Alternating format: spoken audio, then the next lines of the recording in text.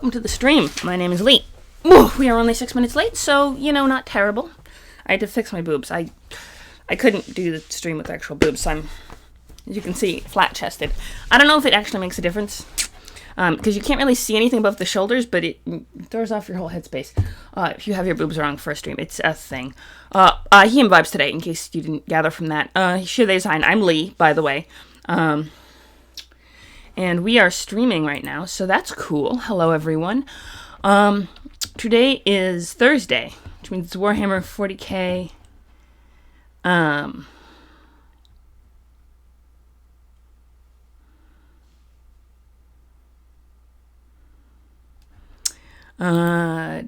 Yes, it's Warhammer 40k day, so that's pretty cool. I think what we were doing was to come up with a ship. I think that was a good plan. Okay, yes. Ship would be a good idea. Not ship as in I ship it, although we could do that too. That would not be an impossible. I forgot to set the thing, didn't I? It still should say Warhammer though. Let's see. Late night with, no, it's afternoon tea. Although I'm drinking water, but because I didn't have time to make tea because I've been running around ignoring, important things and generally being wrong about life. But, there's that. So that's my, let's bring up my hair. I didn't even unbraid it last night and it just is not. So we're going to have a current crazy stream today. But first thing I want to do is bring this up and see if I do have it up. So all I got to do is go like this. And this opens up. And we got this. Then we got writing. And that opens up. Okay. So that's pretty cool. Cheers, cheers.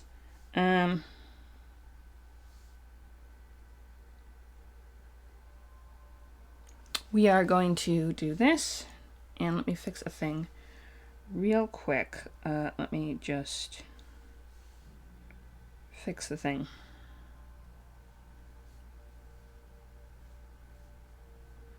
There we go. We're doing that. Okay, cool. So that's a thing that's happening. Also crackers.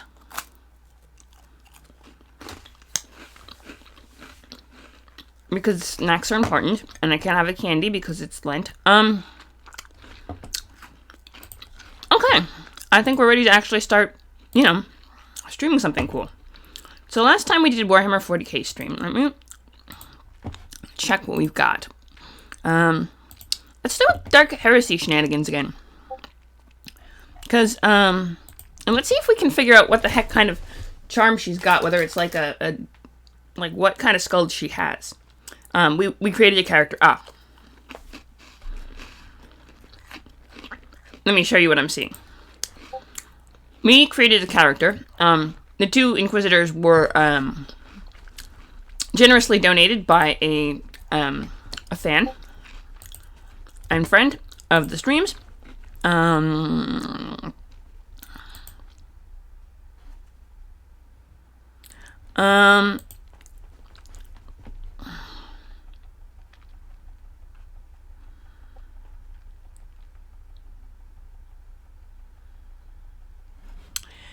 Right.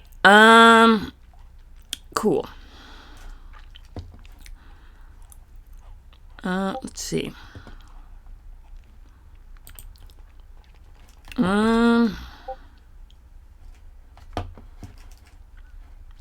Okay. We are going to figure that out in a minute. And in the meantime, we're going to go here. And do this. What I'm going to figure out in the meantime is, so this is a character I created yesterday. We named her Liliana. Sweet. She's really, really tall and skinny. 58 years old and generally badass. Kind of grew up on a void ship and generally carries a hammer and a revolver. And we were gonna see if we could get more bullets for her. That was a thing we were gonna do. So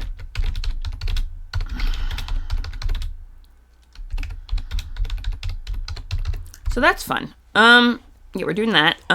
In the meantime, in the meantime, it is 1 in the morning. Okay, yes. No, we have one viewer, rather. So, hi, one viewer. It's 1 in the afternoon, actually.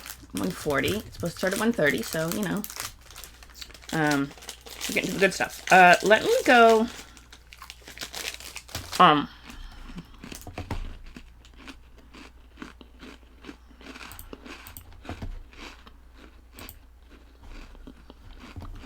like this. And this. And that. Good morning! Oh! Armoring Space Marines. I figured you meant dropped. That sounds pretty cool, actually. Was it a video on how they put their armor on, or was it a stat video on how the I might have to watch it. Like a stat or design video. Sounds interesting, actually. Dark Heresy. Okay. You ready? Let's do it. What I meant to do was see if I could get, yes. The armoring. Yeah, because they need the chapter serfs to help them, right? It's a very involved and complicated process, if I remember my lore correctly. Although, I'd be kind of interested to see the exact process. Let's see. Yeah, it's intensive. We are gonna find... what we were meant to do was go to Armory. And ammo. Okay. Without ammo, a gun is just a glorified club. Presented here are a selection of ammunition, including a variety of special types. Each ammo type can only be used with certain weapons as detailed in the description. The table below describes each type of ammo's cost in thrones, as well as the amount of shots this buys. Ammo weight is not listed, however, it should be important to know how much ammunition weighs, considering weapons full clip to weigh 10% of the weight of the weapon itself. Should it be important to know? Okay. So, cost 1 throne per 20 arrows. 10 thrones for a full clip. Okay. Fuel, pistol, fuel basic. Ooh. Flamer would be really cool to have. Dum-dum bullets. Man-stopper bullets. Okay. Bolt shells. Bullets is 1 for 20. Okay. Shot. Flintlock, pistol, and musket. Okay, yep. A stub revolver, so we could get regular old bullets. Mono-edged bolts. Now, the crossbow itself could be just a regular old crossbow, right? But the mono-edged bolts, now those are probably going to be, like, expensive. Mono-edged anything is freaking expensive. Mono-edged bolts, I can imagine... Actually, does it specify? It's probably an upgrade, right? Probably quarrels, and then you'd probably have to add the upgrade to... for how much it should cost. Let's see. Dum-dum bullets. Maximum tissue damage and can tear apart soft targets, though they're less effective against armor. So something like Hollow Point would be, Oh, there you go. Yeah, Mono Edge could probably easily get through armor. That's... Yeah, I was gonna say, that sounds like Hollow Point. Which are useful. How much are they? 5 per 6. Okay, so... about a throne each. They're not exactly cheap, but Man-Stopper. Densely tipped bullets are designed to punch through armor. Weapon using this Man-Stopper rounds adds +3 to its penetration. Ooh, okay, so we got armor piercing and we got hollow points. Depends on whether you want to... okay. Melta canister. Okay, Meltas. And then plasma flask and plasma weapons. We are not going to be able to afford Melta or plasma. And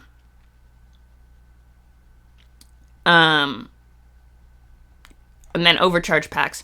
Mono weapons have specially fashioned blades with super fine edges which can cut through armor and never lose their edge. Mono weapons no longer count as primitive and add +2 bonus to their penetration. 40. Oh, yeah, but it's scarce. So it's 40 thrones a pop for bolts, which is freaking ridiculous. When you could get 800 crossbow bolts, but you have to pay.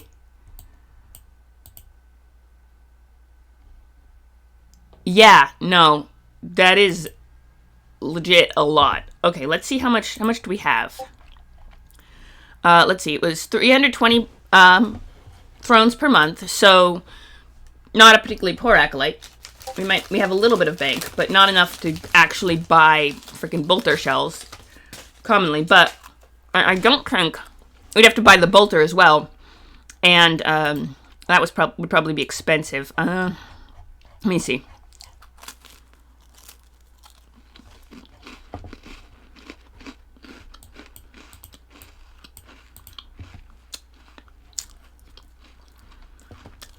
Ooh. Oh. Yeah, tattoos are hard from what I've gathered from what you've said. Good luck with that. We are outfitting Liliana with freaking weaponry of some sort. She only has 320, so let's see. Let's see what we can get in terms of do we want extra weapons? I mean, she already has a hammer. I don't think she needs. Oh, it does 1d10 plus 1 I remember what the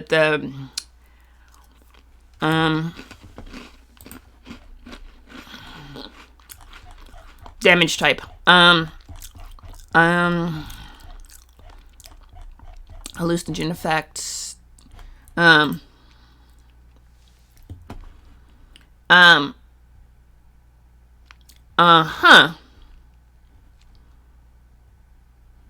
Yeah, spelling is hard. I can't spell at all. So, there's that.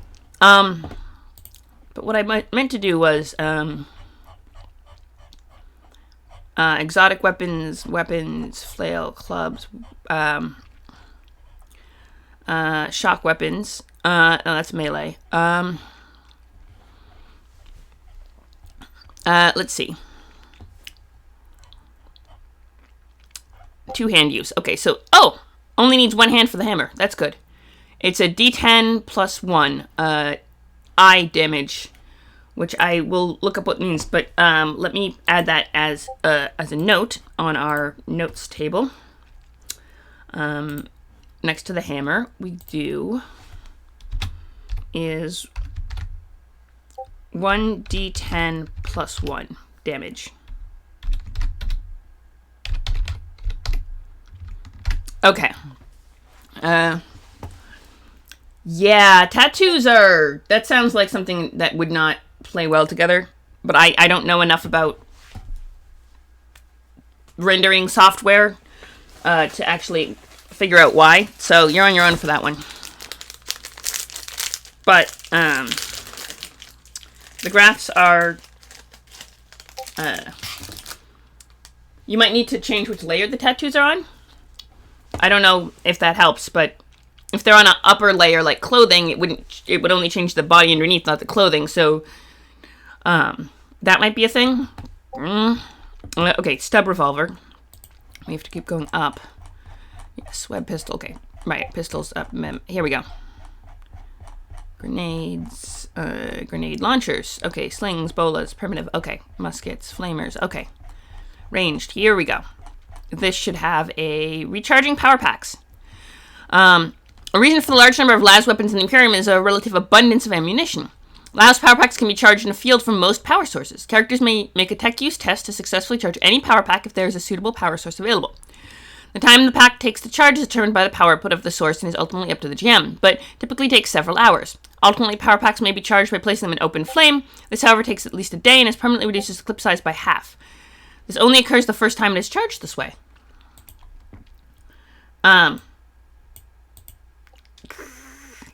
You really? Yeah, the closest I ever came was I had a face paint.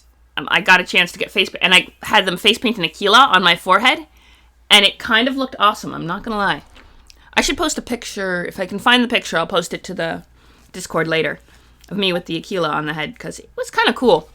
Let's see, 4. Sure, go for it. Let's see, that's recharging. Oh, yes, so... as well as removing last weapon's reliable special quality, or giving it the unreliable special quality if it was not reliable to start with. Each time a pack is recharged this way, there's a 30% chance it will permanently rendered useless. Yeah, awesome sauce. I knew you could do it. Let's see. Flame, primitive, grenades, exotic. Oh, continued. Las guns. Yep. Here we go. This is the more basic one. We got solid weapons. We got stub revolver, which we got 30 meters range. Okay. I should write this down.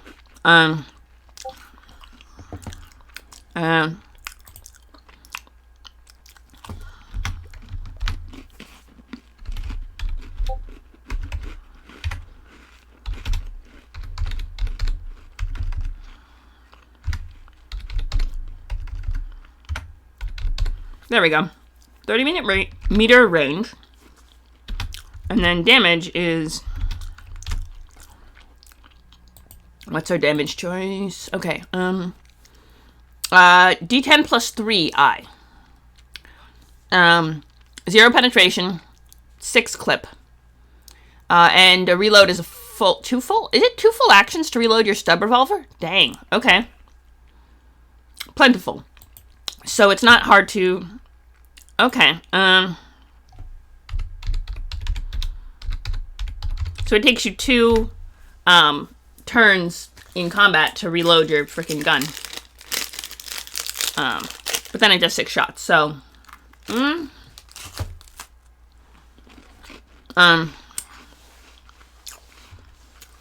Yeah, no, absolutely makes sense. Yeah, no, it definitely makes sense why it would take so long, but,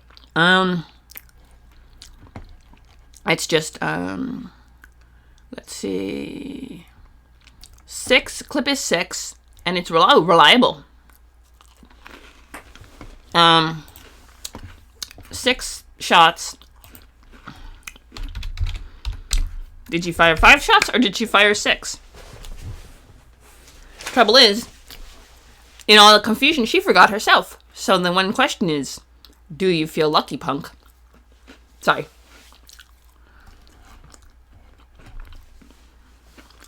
Probably, yeah. Do you feel lucky, punk? Let's see what else we got on it. Cost is 50. Ooh, thank goodness we don't have to buy it. So,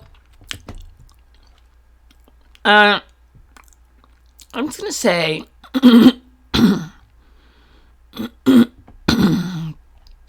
Las pistol is also 50 and reliable and common. Clip is 30. Damage is 1d10 plus 2, so they don't, it doesn't do quite as much damage, but, bolters are like frickin' 1d10 plus 5 with a penetration. Like, it's... Bolters are strong stuff. Las pistol, 1d10, no penetration. Stub revolver has no penetration either, but does more damage. Okay, so it's energy damage rather than, yeah, I remember, energy damage and rending damages are... We'll have to... Explosive. X is explosive damage. Let's see. We got las gun, las pistol. Okay, so I would think... Oh, 100 meter range. I don't think she'd want a gun. Oh, tearing. Good to know. Bolters are... Ugh. Yeah. They are not easy to find. So... And are... dang expensive. Okay. Yeah, so unless the Inquisitor is turning them over, we're not getting Bolter anytime soon. But we could maybe get a stub revolver, a las pistol. Yeah.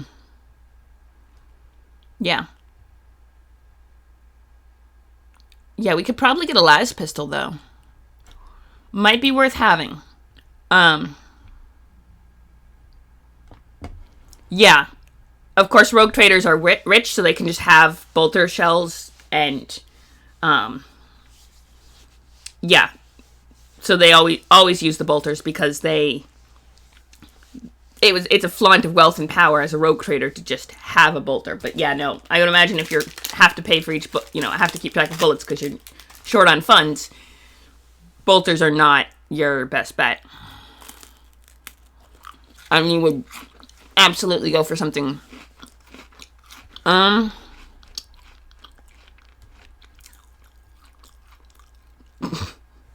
Order Malleus.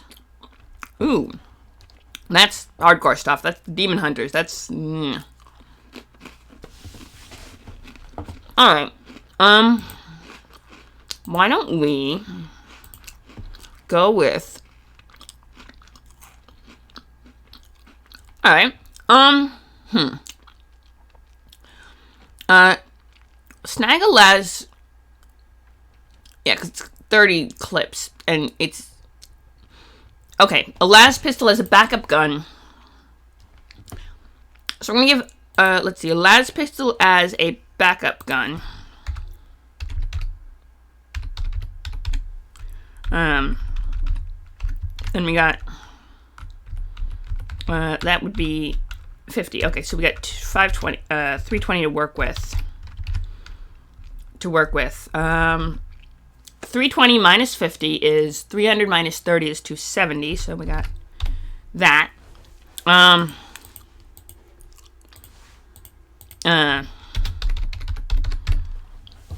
It's also fun when your players go to different planets. So each planet prints their own currency, I would imagine. And so you would have, one throne pieces from all the different planets. The coins probably look different. They probably have different saints on them, different denominations. Half-throne coins are, for example, fairly common in Renthok, but probably not in other places. They're just a whole thing. So every time, they go to a different planet, I like to describe what the coins look like. Except our Void Master, who is a unsanctioned psyker, although he does have some training from a sanctioned psyker on how to manage his powers, so nothing bad has happened yet. He basically forced the Navigator to start a coin collection because reasons? It did not make much sense at all, but, but yeah, that's an interesting thing you don't think on is what kind of money you have when you, especially if you show up on a planet and you have thrones from some backwater planet no one's ever heard of, they might not be accepted. You might have to get a whole, go through the whole process of exchanging them for local currency. Whereas, something from Necromunda, the merchants probably will just, take it as is because they know Necromunda and they know what Necromundan coins look like. Renthok being a common, hive world in the area, or Gressel, which is not exactly powerful hive world, but because it's an agri world with a good banking system, it's oh, right, the sanctioning table. I briefly saw that. I did not look into what some of the side effects were. I know blinding is a common one. Yeah, I usually just go, if I have sanctioned psychers in, for example, an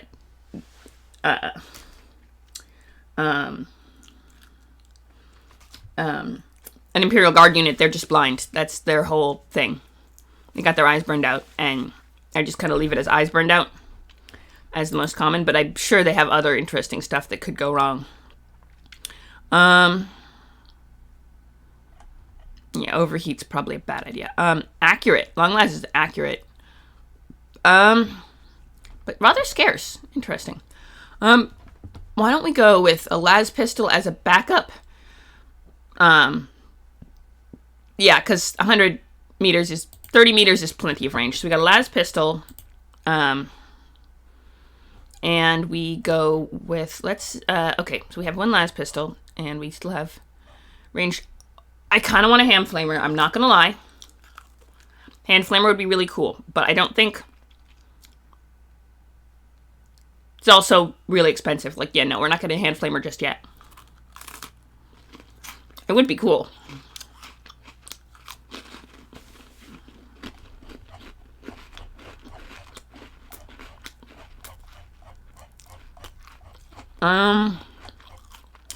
Here we go. Frag, crack, blindness grenades.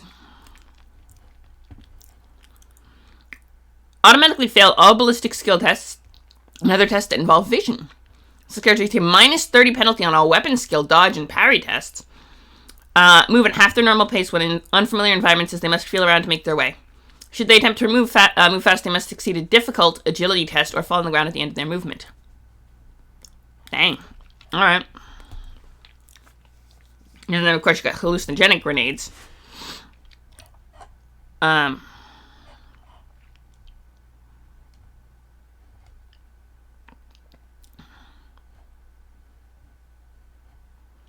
Counts as being stunned because your hands turn into, like, goo.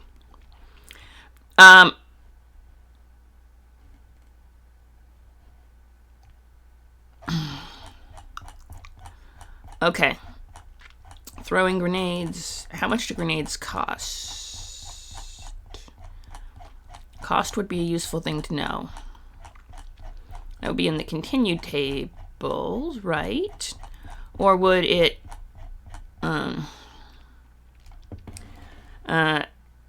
okay, how much are 40 kilograms each.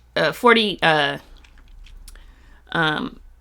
a couple frags and cracks are expensive. Okay, let's go with 2 frag grenades as a moment, as 2 frag grenades. So we're gonna go with 2 frag grenades. That brings that down to 50. 2 frag grenades. Because I feel like this should be useful. Let's see. Frag grenades and, yep. We're gonna go for...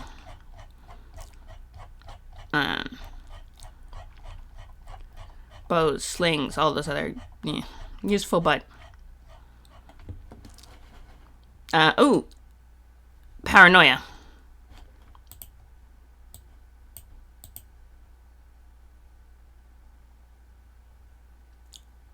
Ooh, yeah, it's still a little expensive. Basic frag grenades are firebombs. Is that on the list? Okay, now I'm going back up and to see if it is on the list. Oh. Oh, wow. Yeah, that could go bad. Okay. Grenades go badly. Okay, yeah, fire bomb.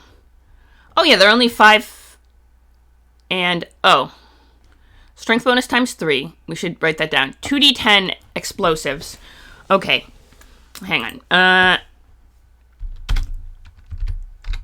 Range is 2d10 times 3 meters. So strength bonus times 3 meters. Strength bonus is 20. So 6 meters because we guess, you know, cleric punk, not an actual soldier. And how much damage do we have?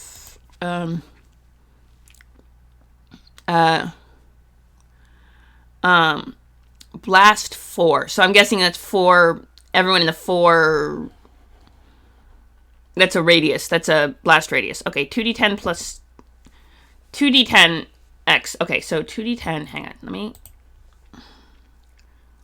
Okay, 2d10.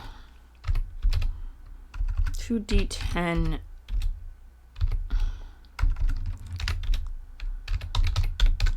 Right. 2d10 Explosive damage. Okay. Probably wouldn't have fire bombs just because that's blast 4. Okay. And blast 4. Okay, we're gonna go with this. Blast 4.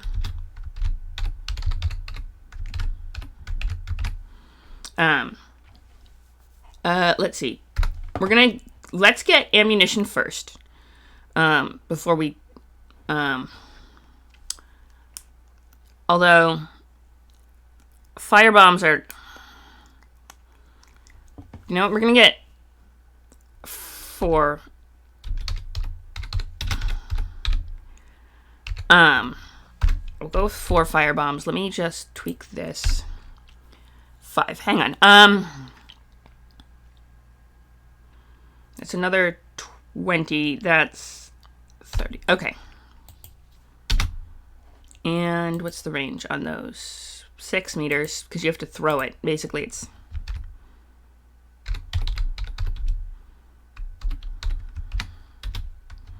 Then it's 1d10.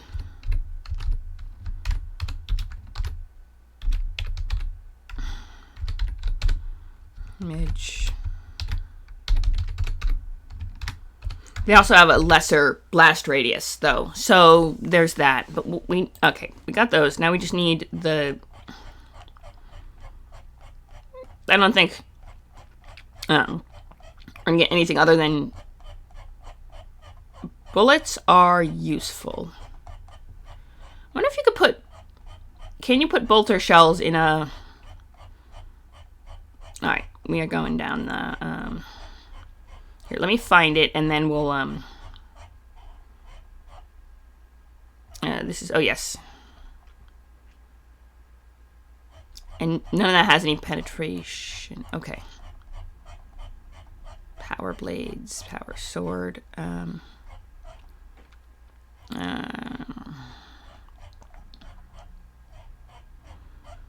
Here we go. Ready? Okay, now we just pop this down for a sec. Ammo table. Okay, so we have bullets. 1 out of so 1 for 20 bullets.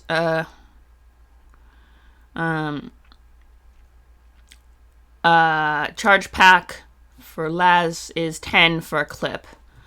So start with 1 that's...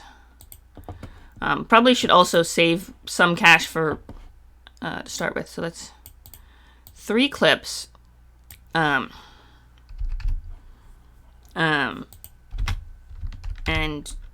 2 spare clips.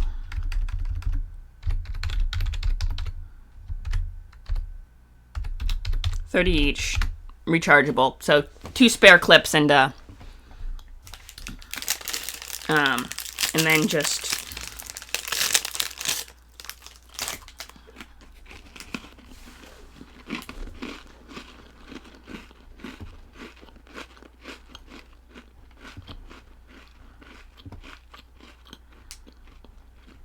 all right, 6 bullets.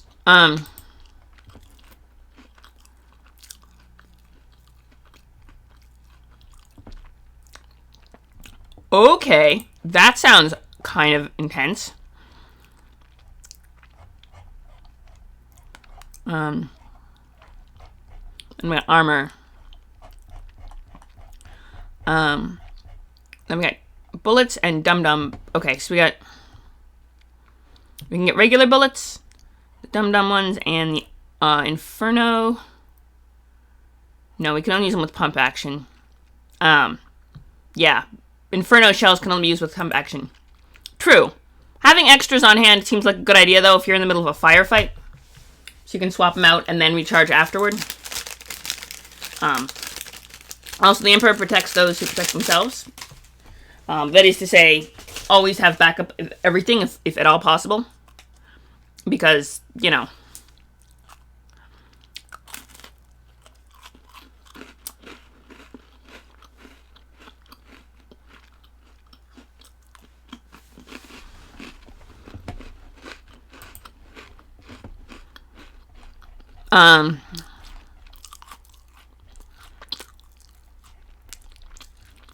Right. Okay, so we got bullets, Dum Dum bullets, which is the and the Man Stopper, which we can use. Okay, so we can get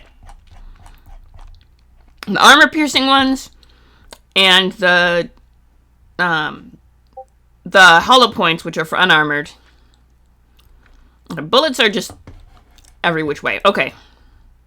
Plentiful. Okay.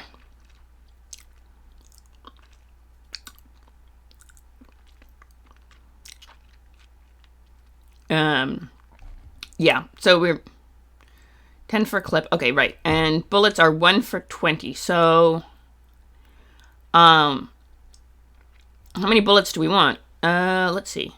5. Let's start with 5. That would get us... 5 is 100 bullets. Okay, yeah, that's plenty. Okay, for now. So we're going to start with... and make it... 106 bullets. And then our 6. So 6 times 5 is, because we're trying to make it neat. 6 times 5 is 30. So that's 5. That's 25 bullets. In groups of 5, which we could then assign however you saw fit. So,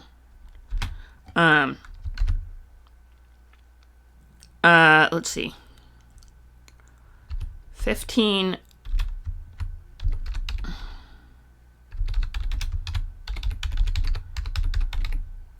hollow point, and let's go with 10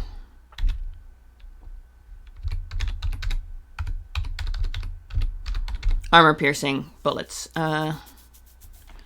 So plus 15 Dum Dum plus yes. Yeah, so we got the really good stuff. 106 regular ones, 100 extra, 6 loaded, and then we got a couple of good stuff for the yeah. Okay, so and then throwing knives. We should probably figure out how much damage that those do as well. But also hit save. Okay. Let's see.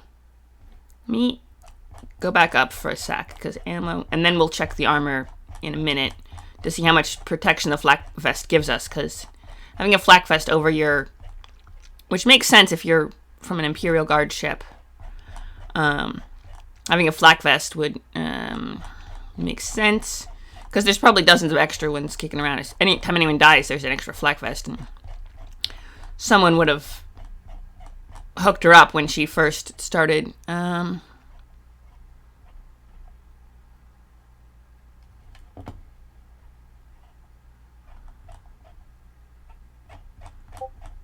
flamer.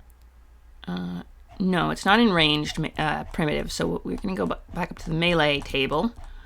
Let's see.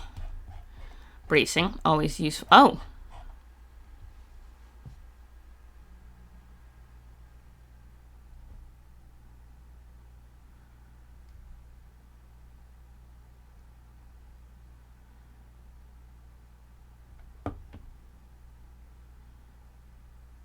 Oh, right, the population of yeah, if there's 100,000 or more people on a planet, you can automatically find bullets. And it's easy to get common one for stuff like las packs. It's easy.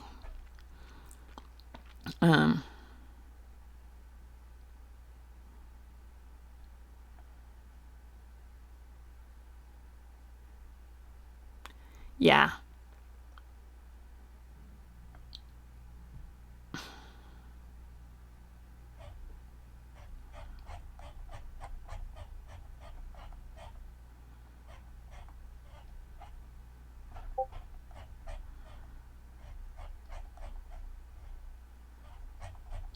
Right, so melee weapons is after ranged weapons. Good to know.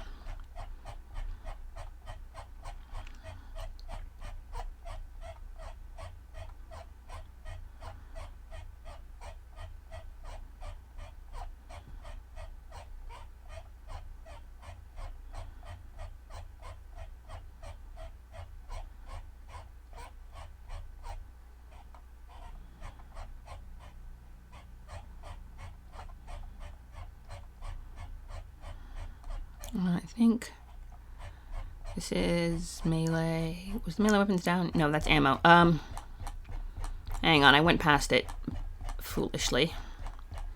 Power weapons, chain axe is kind of awesome.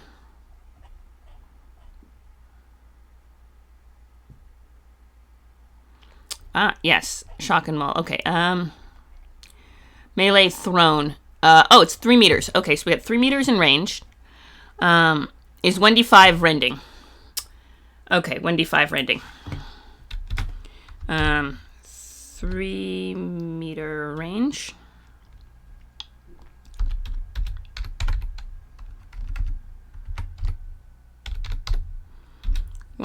D5 rending.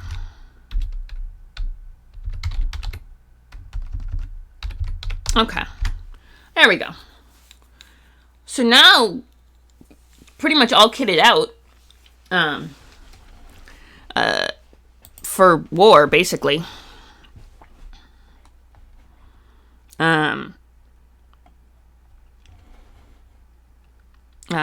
Let's see. And we actually wrote down a warship, right?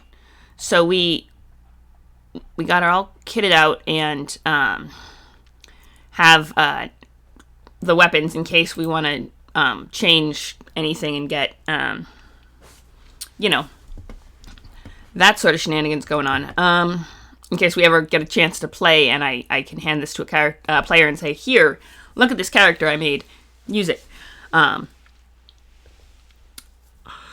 Which should be fun. The warship. All right, we need to figure out the warship is... All right, it's 218. All right, let me just... I'm going to say I'm going to end the stream at 2:30 because I do need to get to work at some point. But, and I have prep I need to do, and I have to figure out my glove situation, and because my gloves got wet, so I have to figure out if I can get them to dry. Okay, what else was... Oh, yes, so, but warship, because now we got a whole setup for her. The warship, let's go back up to that for a minute, if you'll indulge me, and because we're going to do some lore time, because we've been doing a lot of nitty-gritty stuff, which is always fun, but, like, let's do some lore. Okay, all the way to the top of here, and what is Imperial Divination warship? Here we go. You were born amidst the crash and thunder of battle and grew up amidst gun crews and troopers crammed into rank-smelling bunks or stultifying formality, of officer quarters. Sorry. I just... You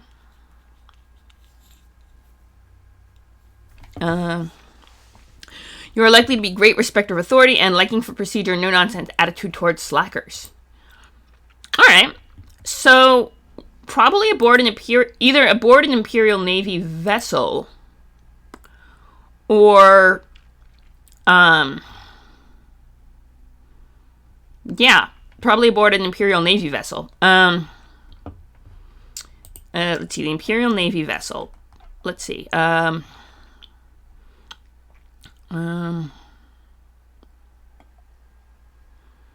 Voidborn. Okay, we're gonna go with here. Let's see.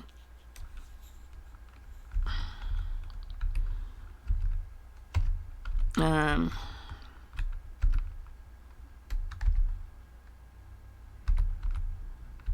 gonna go with XP. All right, so. All right. Yes, 3 fate points. All right, we're gonna put it there. Oh, I will pop this open real quick. Right, this is how you do it. I remember how to stream. Okay, so we're gonna put this right in between the wounds and fate points and the characteristics. And I should also eat real food. That's the thing I should do too. Yeah, because it's 220. All right, so we're going to say, what's a good name for a ship? Let's see. Oh, dang, that is pretty cool.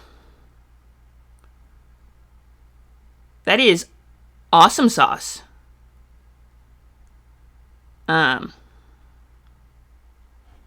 Very cool.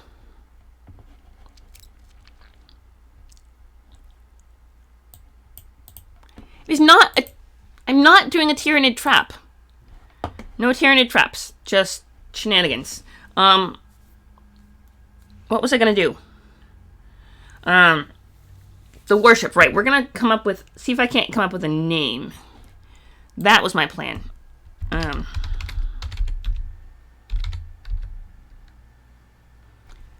40k. Yep. Navis Imperialis. Is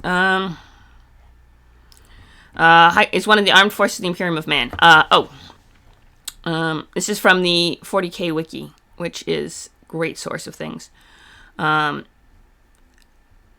the fleets of starships that maintain order between the stars and planets in the Imperium, for all space and air support provided to the infantry of the Astra Militarum through Aeronautica Imperialis branch, and for transporting those guardsmen across the galaxy to Imperium myriad of war zones.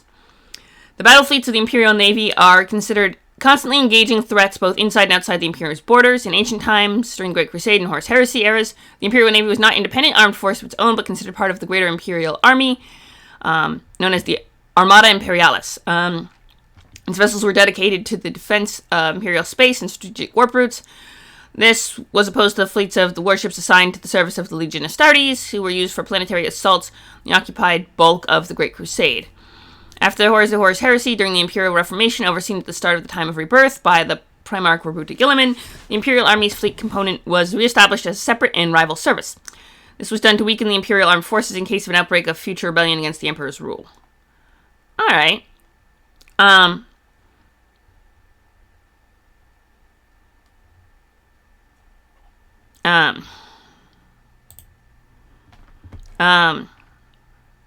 So, oh yes, the question, battleships, we got battleships, grand cruisers, smaller than battleships get larger than cruisers. There's actually a whole handy dandy size chart here.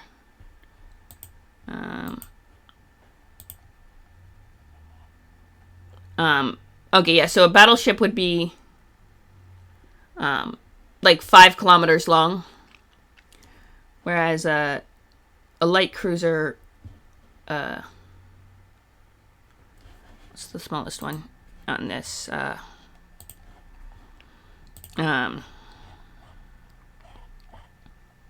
escort ship would be, what, a kilometer or 2 long?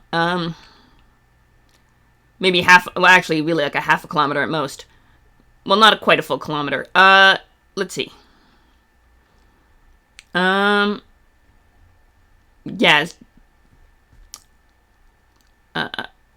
Where is it? Okay. So, fleets. What we should figure out is, let's roll. Let's do a roll table for it. I'm going to make a roll table. We're going to do it. Let me go to here. Hit save, because you always save your work. Go to roll tables, miss. Okay, yes.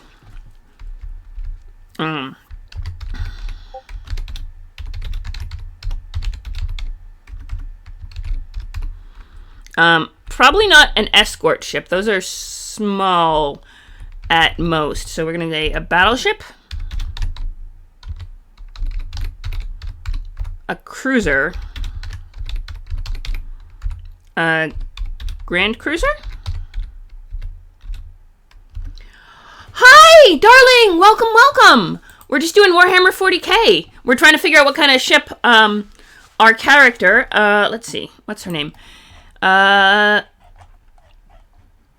Oh, sorry. I have, save your work. Always save your work. Dark Heresy shenanigans.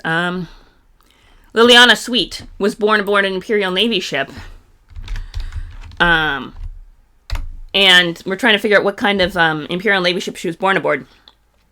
My plan was to end the stream at 2:30, so, Ah, yes, listening while you drive. Always a good time. Just don't crash. We're gonna end the stream. I was gonna end at 2:30. I think I can push it a little bit because we want to. Once we get this, just because this will. Let's see. Roll table miscellaneous. We got different kinds of naval ships that we could have. Let's see. Nope, that's the wrong one. So we got battleships, grand cruiser, an ironclad, 8-kilometer long vessels which lack the void shielding of their battleship counterparts in favor of meters of adamantine plate armor. These warships, built before the advent of void shield technologies, have since been phased out of production by the Imperium and replaced by more modern designs. Recommissioned for various purpose. Retrofitted. Oh, wow. Yeah, they've been retrofitted. Okay, so we'll go with ironclad, and then the question is, how are ships named? That's the important. So why don't we go with a 4? Yeah, because that would make it a D4. All right, so we should roll in on a D4. A cruiser, a grand cruiser, a battleship, or a... and that will, then we can kind of dig into the lore a little bit more about what kind of ship it is, and then and then we can kind of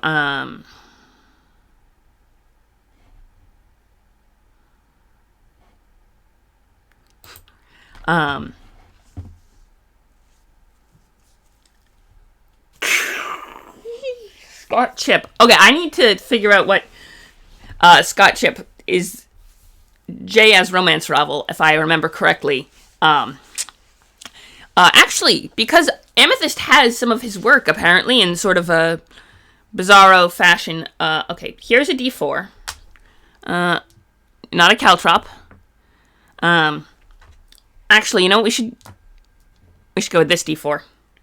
It is a very basic D4, a really nice resin one that I got. I have a few nice resin sets, and this is one of them. A special, real little artistic one. It has, like, flowers in it. It's cool. I mean, not to say that there aren't trashy romance novels in various... Oh! That might be a thing. That might be a thing. For another planet and another time. But first thing we're gonna do, because I gotta get everything set up while I work. But for work. But here, I don't know if you can see this. That is a D4. Very cool. I'm gonna roll it. I don't have my dice cam. Tell you what. We push this up to the first payout thing, and I will use the money to buy a USB splitter. That's the plan, actually. When we do that, I'm going to get the USB splitter, because then we can have, so that way I can have mouse and keyboard and the mic and the camera. Yes. Don't text when you're not at stoplights. Bad move. But we're rolling a D4, and we're going to figure out what kind of epic ship we have. Ready? Here we go. Up it goes. That's a 4. Here. Let me just push it right up to here. You can see it's a 4. I didn't flip it.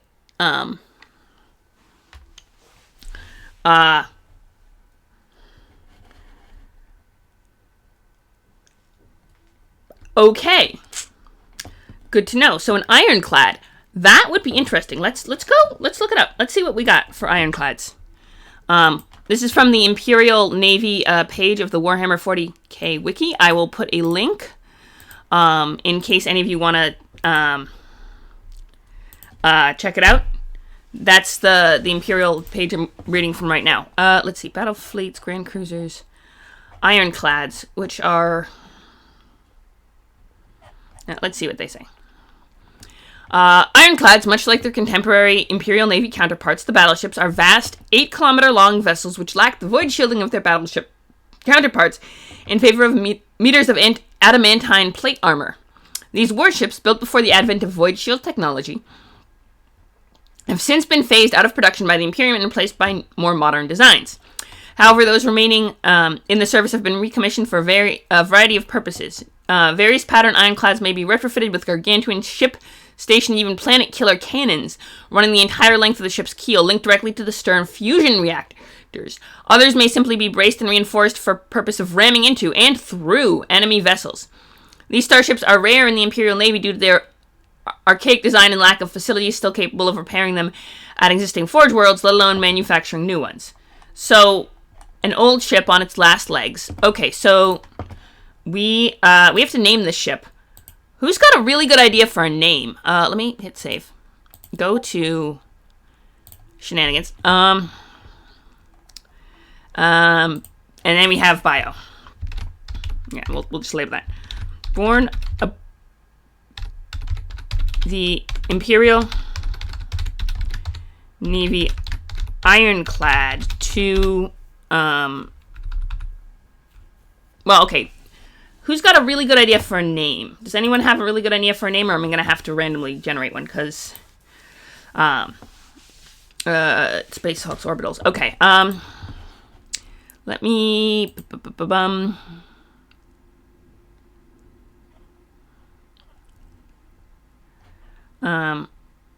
Vessels, right. We got escort ships, then we got ranks, Imperial Navy Junior Officer. So you got the Commissioned Officer, Lord High Admiral of the Navy, Lord High Admiral, Battle Fleet Commander. Lord High Admiral is the highest commanding rank of the Imperial Navy. Only 5 of these individuals, one for each of the segmentum, or segmente, each is responsible for the Imperial Navy's fighting force across thousands of sectors in their allotted portions of the galaxy, or in the case of Lord High Admiral Solar, the substantial volumes of space around Terra itself. Lord Admiral is responsible for naval operations given sector and has direct command of units of the Segmentum battle fleet allocated to that center. Solar Admirals are often prospective sector commanders waiting for assignment to a sector. Such opportunities are rare, and it is far more common for Solar Admirals to be dispatched to war zones in command of reinforcing fleet, or kept busy with special duties with their own independent flotilla. Admiral portion of the sector's fleets are responsible for the security of a handful of star systems in the vast tracts of wilderness space that lie in between. A Vice Admiral commands the leading division of a fleet, the part that would equate to the vanguard of a terrestrial force. In later times, this has come to mean commanding a force of light cruisers and destroyers charged with scouting for the enemy, charting navigational hazards and long-range patrolling. And then Rear Admirals,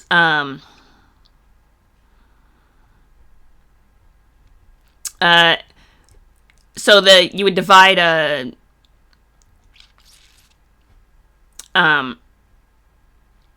they would divide a battle fleet in 3. The Rear Admiral was the youngest and least experienced flag officer in the fleet, and so would be given charge of the rearmost division of the one least likely to see combat. This flag rank has evolved into a largely administrative post, charged with coordinating repair facilities, refueling ships, forming convoys, and other rear echelon activities. Time spent as a Rear Admiral is seen as essential for a flag officer who aspires to higher ranks to demonstrate their facility with logistics and high-level planning. You got Commodores, Captain, Lord Captain. Honorific rank normally applied to captains whose command vessels on detached duty. Imperial Navy Captain is the master of all they survey, aloof and uncompromising. These figures are unbowed by the awesome responsibility entrusted to them.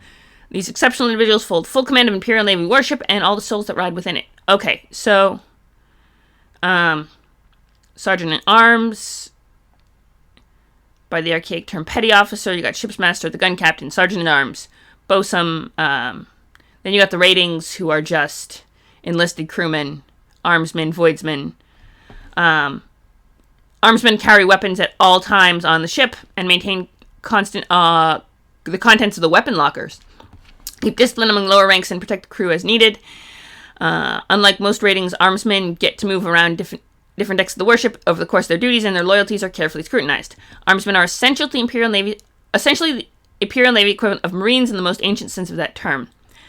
Voidsmen, the more archaic shipmen, are warships' enlisted crewmen who possess some training and skill and are the ratings most likely to be entrusted with tasks such as conduit maintenance, bulwark repairs, cog polishing, and other menial jobs that require some skill and autonomy. Hive-worlders are favored as voidsmen due to their familiarity with advanced technology and the fact that they are inured to the diverse noise and claustrophobic conditions found on Imperial warships. And then you got the indentured workers.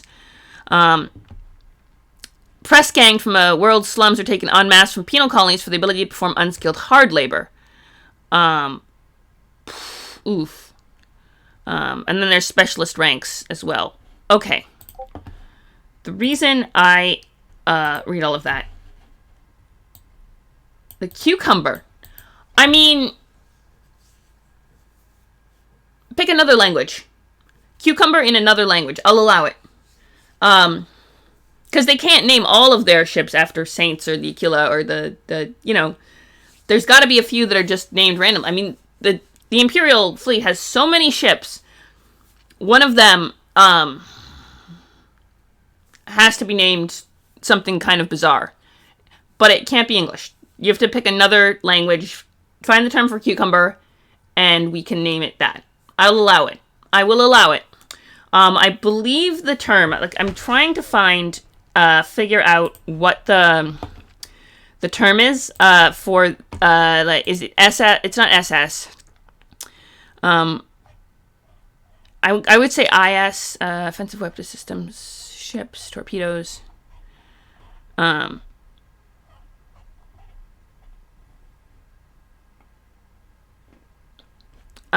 Certain circumstances where this might come about. Transport. Imperium's vast realm and travel between planets, even those in the same star system, is far from common. Should an Inquisitor require transport at short notice, they might find necessary to requisition the services of the Imperial Navy. In most cases, the vessel in question is likely to be one of the smallest of the warship classes, such as a frigate. For large capital vessels are dependent upon so many supporting arms that they are rarely able to respond to requests in sufficient time. Small escort vessel might be made ready. Okay, so there was that. Okay, rogue trader, stuff like that. Okay, what I want to do is find,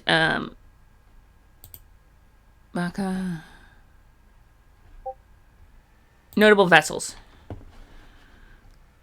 Dominus, Astra, Argus. Okay, so it doesn't specify, it doesn't, Hammer of Scarrow, Victory, Victus, actually, hang on. Pepino. Okay, you know what? I think we can go with that. Aboard Pepino, the Navy Ironclad Pepino. I will allow it. Since no one has any objections. Yes, the Pepino. It is a Navy Ironclad that, definitely an older ship on its last legs. Okay. Alright. Born to an indentured, I'm probably born to an indentured.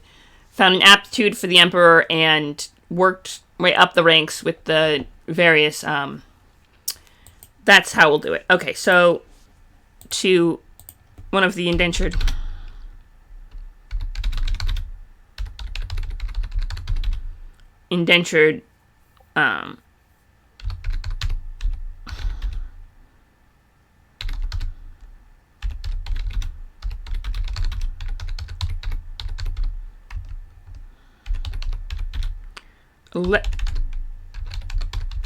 Okay, this is why. Who pulled strings. This is why, okay, this is why, to get her, clerical training. Okay, so, there we go. So, basically, what we have so far for backstory, we have the Pepino.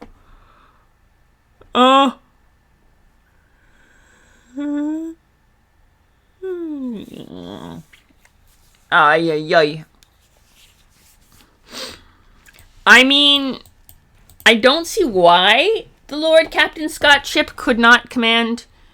Maybe not the captain. Actually, though, he might be father. He might be. That's a thought. I was thinking, he's definitely an officer on the Lord the Pepino. Let me look and see what we got for. Let's go back to Imperial Navy, the ranks, because I don't think we got the battle fleets. We got the subsector commands, Imperial Navy organization. We got the Horus Heresy and the history of the Anchorage fleets. We got origins and history. Okay, yes. All right, Imperial Navy organizations. Vessels. Okay, so we got rank hierarchy. Midshipmen.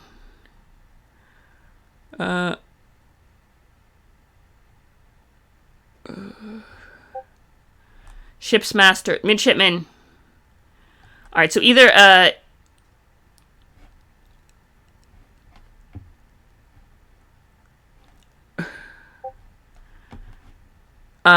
so a lieutenant is a junior commissioned officer, is usually placed in direct command of the system, defense ships, and monitors. It's more common for lieutenants acting as second in command aboard an escort class ship as part of a vast bridge crew found on a capital vessel, or in an attack craft squadron acting as flight leader. Lieutenant is regarded as having true potential and the opportunity to take further advancement in Imperial Navy chain of command. Actually better described as students with an officer rank, technically afforded an officer's respect. They are nevertheless still demanding training to become true officers, and many of their duties are hands-on opportunities to learn. Midshipmen are so called because they traditionally have quarters somewhere in the moored ship's midsection far from the... Okay. So, a lieutenant... So, I was thinking... So should Scott Chip be a lieutenant? I'm not thinking... Okay. I was thinking, yeah, I would say a lieutenant who has been known to carouse among the, or a midship, probably a lieutenant. I would say either a lieutenant, maybe, slightly higher, rank. Yeah, I would say a lieutenant. Either, no, this is a good thing. We got either a lieutenant, I guess stream's going till 3, okay. Alright, we don't need that much time before work. It's going to either be a lieutenant or a ship's master, maybe. A sergeant at arms is placed in charge of a squad of armsmen anywhere between 6 and 20 strong with responsibility for close action and naval combat. Sergeant at arms' greatest responsibility is keys entrusted him for the weapons lockers found in every deck of the warship. When battle, so that would be the armsman's leader, would be the sergeant at arms. Either,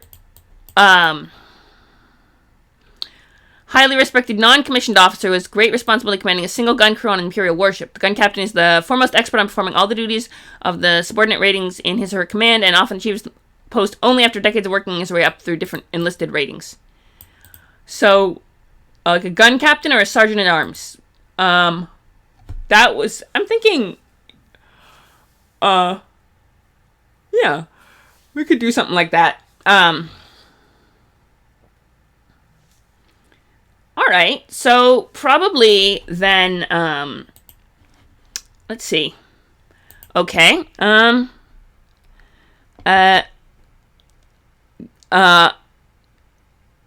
probably a sergeant at arms.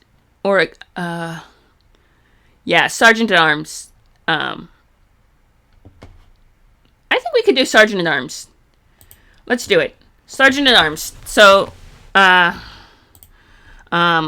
allegedly fathered by, not an officer, but Scott Chip, sergeant at arms.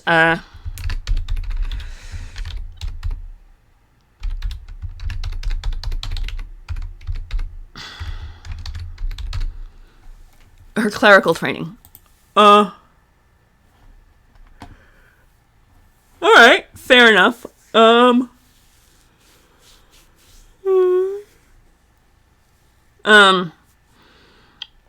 Actually, the entire frickin'... No, hang on. Give me a minute, because I think I got some ratings, armsman,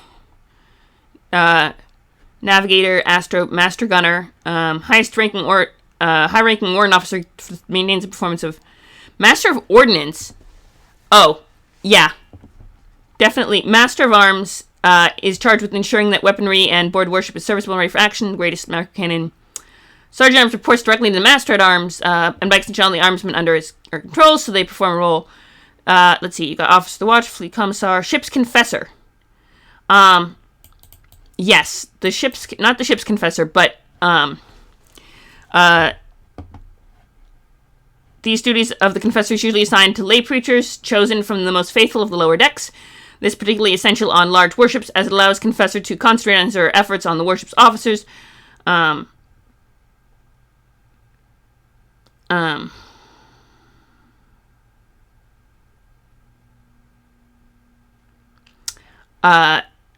Striving and chastining them as required, reminding them of their duties to God Emperor loudly and often. Okay. Yes. Okay, hang on. We have this plan. All right. Fleet Commissar. Yes. Imperial Guard Commissars. We got Ship Surgeon. Okay. Yes. Okay, so clerical training under the ship's confessor. We're gonna just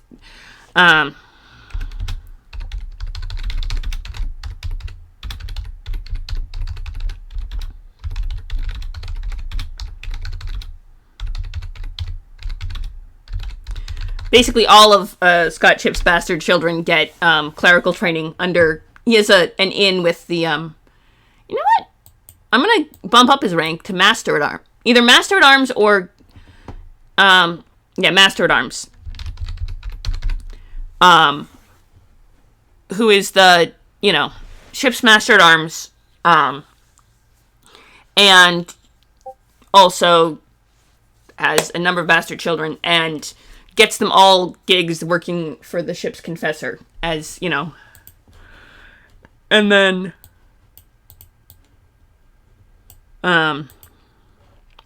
alright.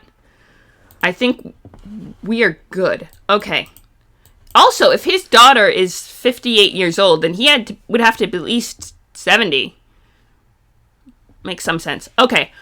Alright, we will end this here, and on Tuesday, we'll come back, and I will figure out, more cool lore for the ship, and maybe we'll get another goon,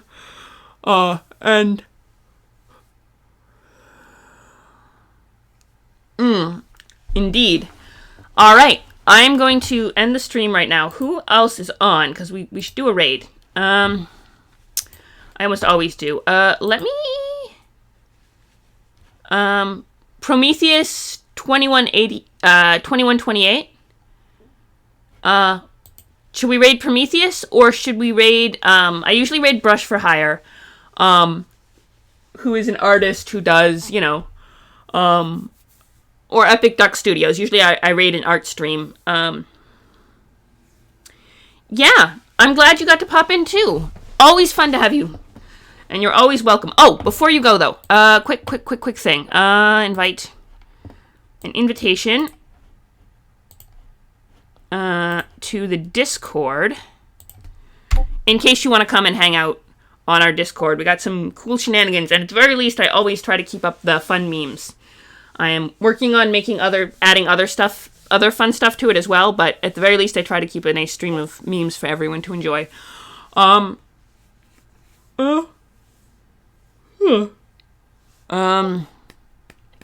Okay, I think we're gonna raid... Yeah, let's raid, Brush for Hire. Doing Warhammer. Ooh, some sort of drawing. He's an artist and is very cool, so... Pretty chill. Just a cool art stream. Very peaceful, very chill. A good time, if you want to raid. If not, no worries, but... Let's pop in, say hi, and then I have to go get ready for work. I should have gotten ages ago. Okay, raiding, off we trot. Let's do it.